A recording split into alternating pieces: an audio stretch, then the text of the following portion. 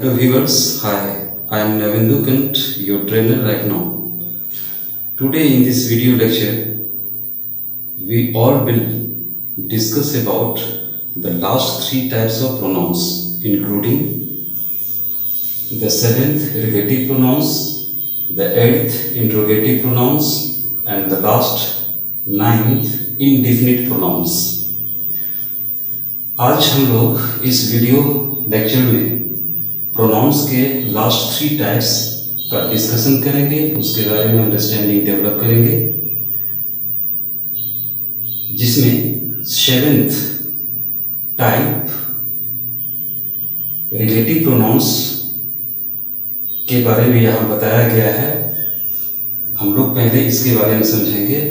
According to the definition of relative pronouns, we must know that pronouns used to relate or establish relationship with a noun, living or non-living, coming before in sentences are called relative pronouns.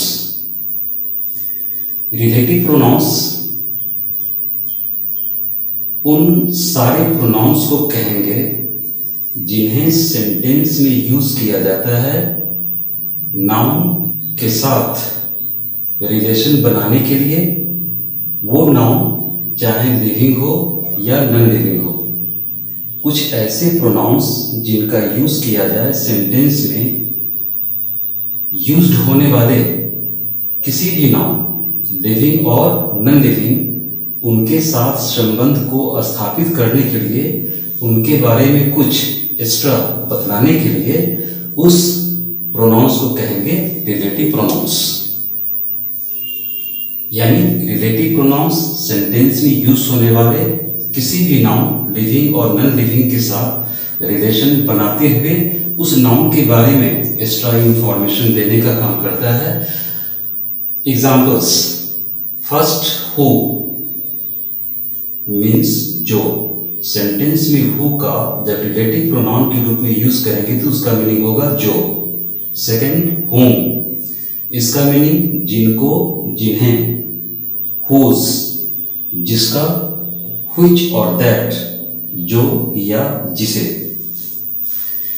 ये कुछ ऐसे examples हैं pronounce के जिनका काम होता है sentence में किसी न किसी नाउन के साथ रिलेशन को फॉर्म करते हुए, रिलेशन एस्टेब्लिश करते हुए उनके बारे में एक्स्ट्रा इंफॉर्मेशन देना। अब इन कुछ रिलेटिव प्रोनाउंस के एग्जाम्पल्स को एग्जाम्पल सेंटेंसेस में देखें तो आपकी अंडरस्टैंडिंग और भी क्लियर हो जाएगी। Let's see it's first example sentence, that is here is a child who has helped me much. Who has helped me much.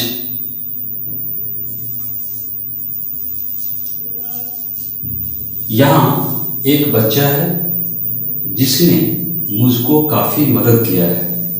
इस सेंटेंस में रिलेटिव प्रोनाउन कौन सा है? हु। और ये हु यूज किया गया है किसके साथ, किस नाउन के साथ रिलेशन फॉर्म करने के लिए? चाइल्ड। और चाइल्ड कौन सा नाउन है? Living noun. ओके, तो इस सेंटेंस में हु एक रिलेटिव प्रोनाउन के रूप में यूज किया गया।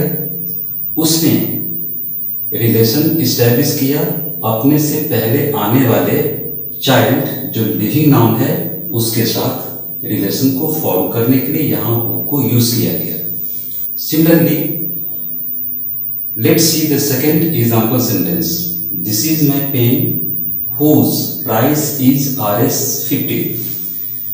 यह मेरी कलम है जिसकी कीमत 50 रुपये है। यहाँ कौन सा रिलेटिव प्रोनाउन यूज किया गया? हुज। और हुज यूज किया गया किस नाउन के साथ रिलेशन को फॉर्म करने के लिए, एस्टेब्लिश करने के लिए? तो अपने से पहले आने वाले पेन जो नॉन लिविंग नाउन है उसके साथ रिलेशन फॉर्म करने के लिए, उसके बारे में रेफर बैक करने के लिए, उसके बारे में एक्स्ट्रा इंफॉर्मेशन देने के लिए यहाँ हुज को यूज किया गया। Okay, third example sentence, I live in a house which or that's old। मैं एक घर में रहता हूँ जो पुराना है। मैं एक घर में रहता हूँ जो पुराना है।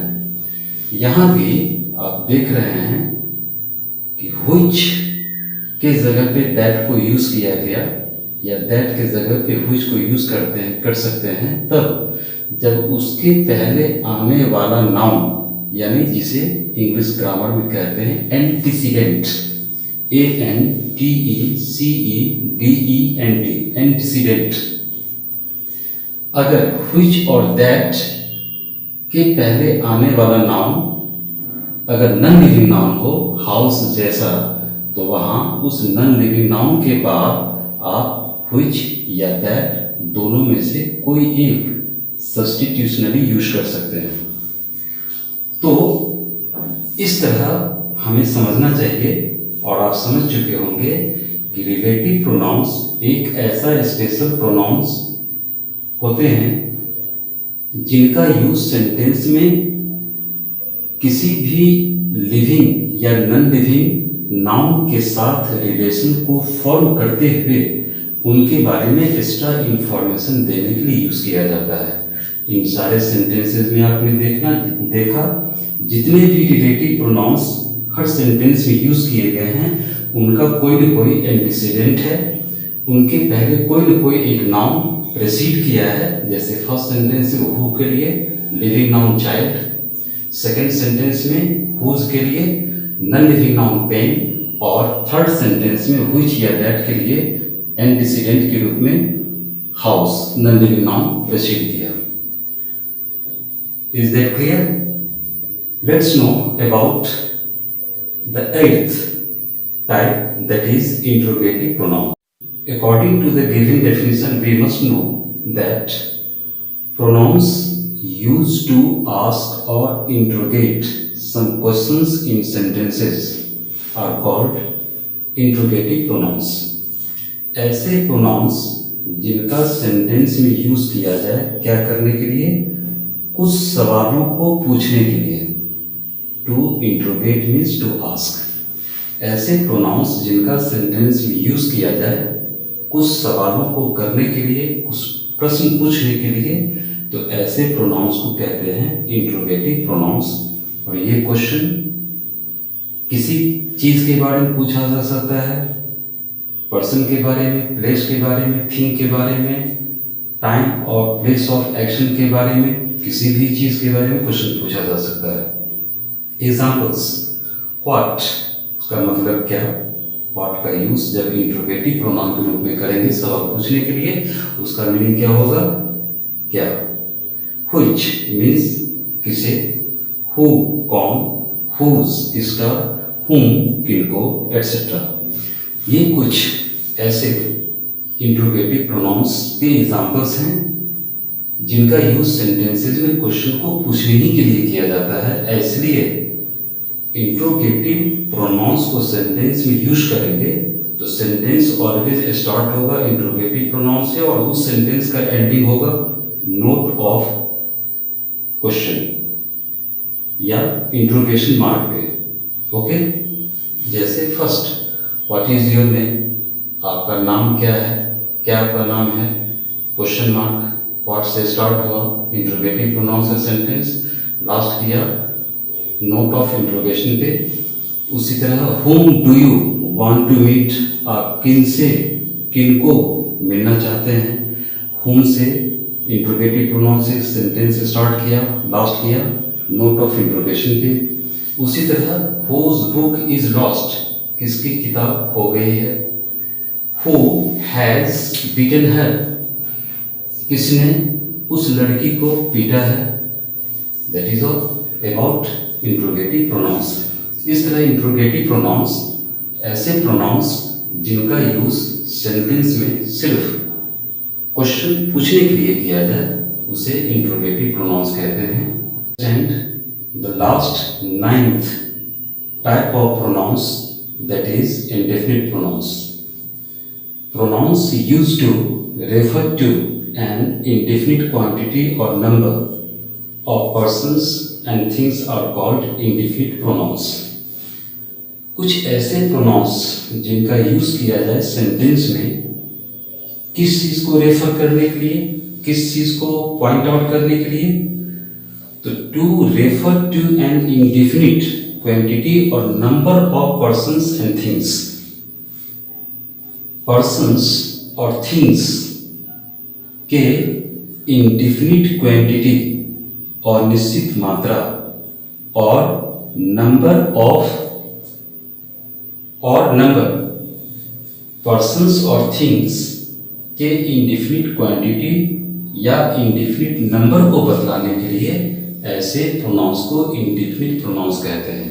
कुछ ऐसे प्रोनाउंस जिनका यूज किया जाए सेंटेंस में इंडेफिनिट क्वांटिटी ऑफ थिंग्स या इंडेफिनिट नंबर ऑफ पर्सन्स, व्यक्ति और चीजों के अनिश्चित मात्रा या उनकी अनिश्चित संख्या को बतलाने के लिए ऐसे प्रोनाउंस को इंडेफिनिट प्रोनाउंस कहते हैं। Let's see examples of indefinite pronouns. All, सारा, सभी, सम, कुछ, मेनी, कई, एनी, कोई, मच, बहुत, सेवरल, कई, अधिकांश, लिटिल, कुछ, थोड़ा, फ्यू, कुछ, थोड़ा। ये सारे उन प्रोनाउंस के एग्जाम्पल्स हैं जो ऑलवेज पर्सन्स के इंडेफिनिट नंबर को या थिंग्स के इंडेफिनिट क्वांटिटी को रेफर करते हैं, पॉइंट आउट करते हैं। Example sentences: all where playing, all where playing, सभी खेल रहे थे। यहां सेंटेंस देखने से लगता है कि ऑल पर्सन्स को रेफर कर रहा है, खेलने वाले पर्सन्स ही होंगे, थिंग्स नहीं होंगे। और यहां ऑल के यूज होने से पर्सन के डेफिनिट नंबर का पता नहीं चलता। ऑल के यूज होने से पर्सन्स के इंडेफिनिट नंबर का पता चलता है। सभी खेल रहे थे, कितने खेल रहे थे? सभी, कोई एग्जैक्ट नंबर नहीं आ रहा। Second example sentence: all is well, सभी ठीक है, सब कुछ ठीक है। ऑल का यहाँ यूज थिंग या एवरीथिंग के लिए इंडेफिनिट क्वांटिटी के रूप में उसे रेफर करने के लिए यूज किया गया। उसी तरह से he has much milk, third example sentence: he has much milk, उसके पास काफी दूध है, बहुत दूध है। आई नीड सम, और I need some of it, और I need some of the quantity of milk. उसके पास बहुत दूध है, मुझे कुछ की जरूरत है। कुछ की जरूरत है, कुछ किसकी? दूध की। कितनी दूध की? यहां दूध की क्वांटिटी को डेफिनिट वे में नहीं, इनडेफिनिट वे में बतलाया गया है। उसी तरह last sentence: I don't have any of the amount, और I don't have any of it, etcetera. मेरे पास कोई भी अमाउंट नहीं है या मेरे पास कुछ भी नहीं है। यहाँ एनी का भी यूज अमाउंट जैसे इंडेफिनिट क्वांटिटी को बतलाने के लिए किया गया। This way we can say indefinite pronouns are usually used to refer to an indefinite quantity or number of persons and things. इस तरह समझने में कोई प्रॉब्लम नहीं होना चाहिए कि इंडेफिनिट प्रोनाउंस का इस्तेमाल अक्सर पर्सन्स के इंडेफिनिट नंबर और थिंग्स के इंडेफिनिट क्वांटिटी को रेफर करता है, उसके बारे में बतलाता है। This is all about the various 9 types of pronouns. Viewers, after completing this very chapter of pronouns, if you want to know more about it, if you want to enhance your knowledge about pronouns, and if you want to practice your knowledge, perfect your knowledge through various practice questions, You can buy and get the very book of mine, that is Conceptual English Grammar at a Glance by N. Kant, published by Blue Rose Publishers, that is now available for you all with 50% Bonanza discount offer in digital format on Google Play Books. If you want to have its physical handbook, then the same can be available only after lockdown is lifted, and then the book will be available on 4 various commerce channels like Blue Rose Stores, Amazon, Flipkart and Snapdeal. My dear viewers, if you consider